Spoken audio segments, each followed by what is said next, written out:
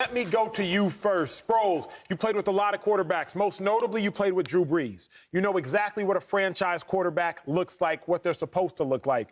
Has Jalen Hurts settled the franchise quarterback debate? Yes, he has. So the thing is, with Hurts, he's a leader, and he makes everyone around him better, whatever, right? True.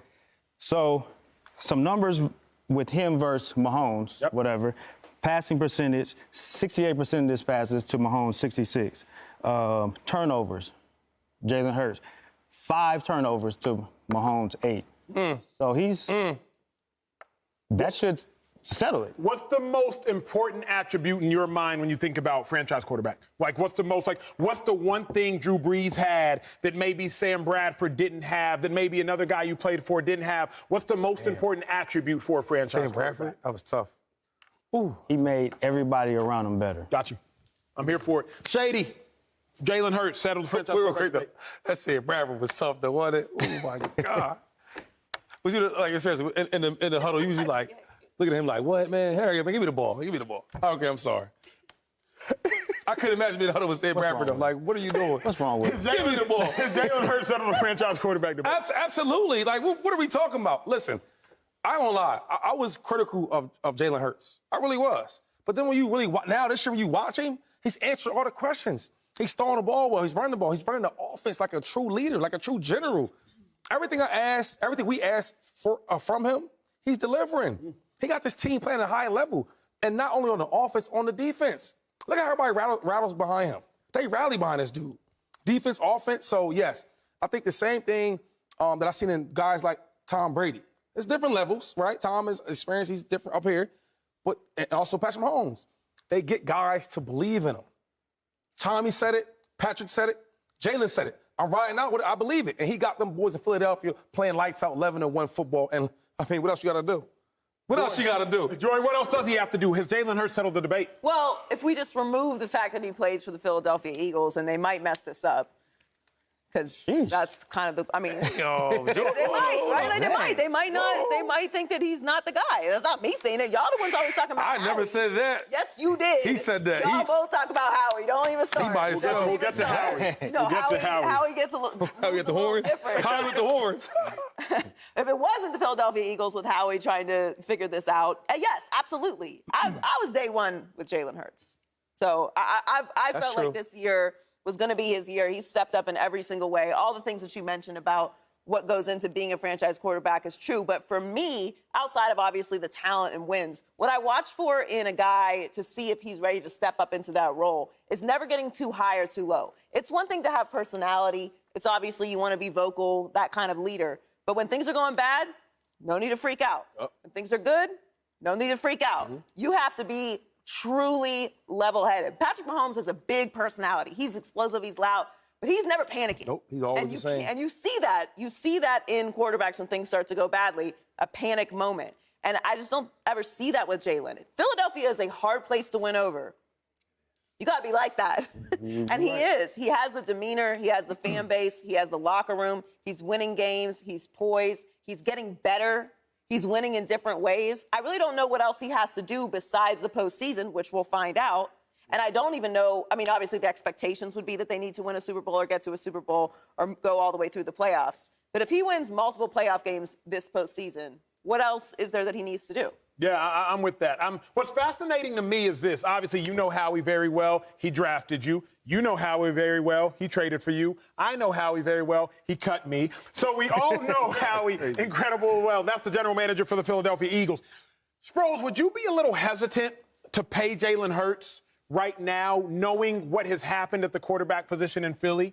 You paid a guy $132 million in Carson Wentz. You let a guy in Nick Foles go, and the Jags paid him $88 million.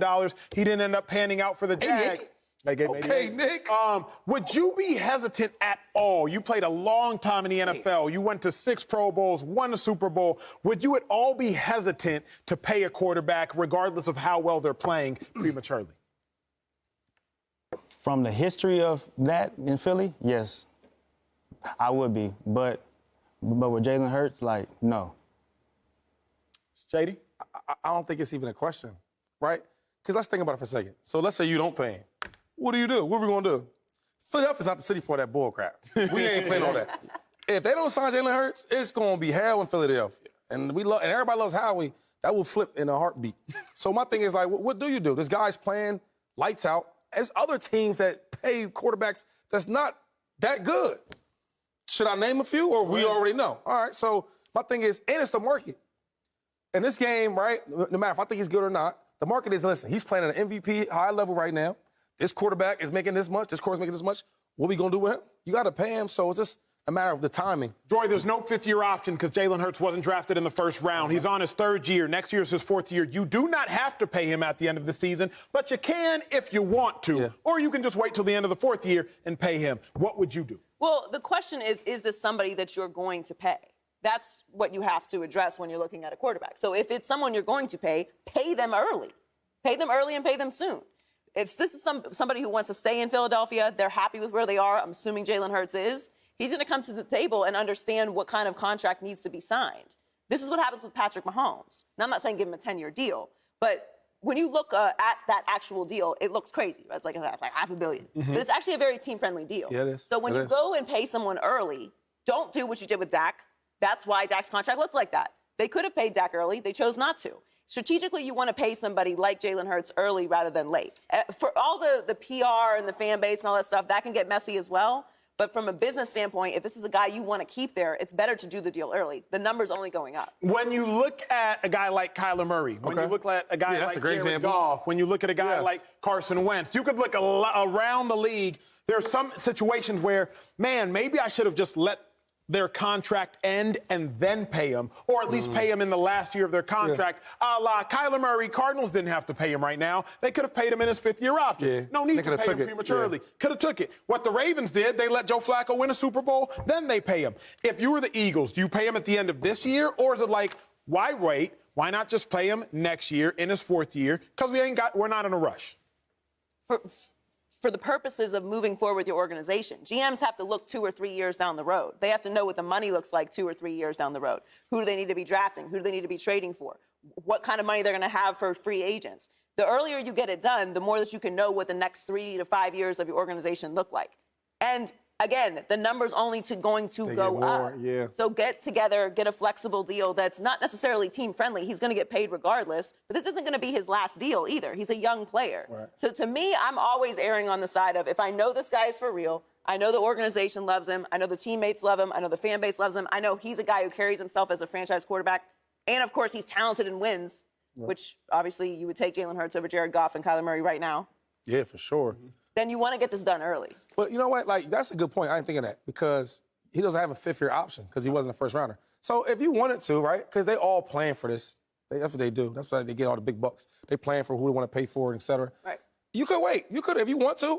I would pay him because the money goes up, right? That tab can be crazy. It looks like he's going to get better and better and better like he's been doing. So you could wait to pay him his fourth year. It's fascinating. But the only thing is, you look at these wide receivers. This way you have to pay him. You bring a guy like A.J. Brown in there, right? You got Devontae that's getting older. Who's our quarterback? Who's going to be our quarterback? If you playing around, I remember in Buffalo, my second to last year, I'm like, yo, we got Josh Allen, cool, but like, who else we bringing in here? Because are we rebuilding? What are we doing? So you got to make sure your star players know what's going on because you don't want them upset. That's very good. Good point. Subscribe here to get the latest from Speak and go watch a few segments from our other shows on FS1.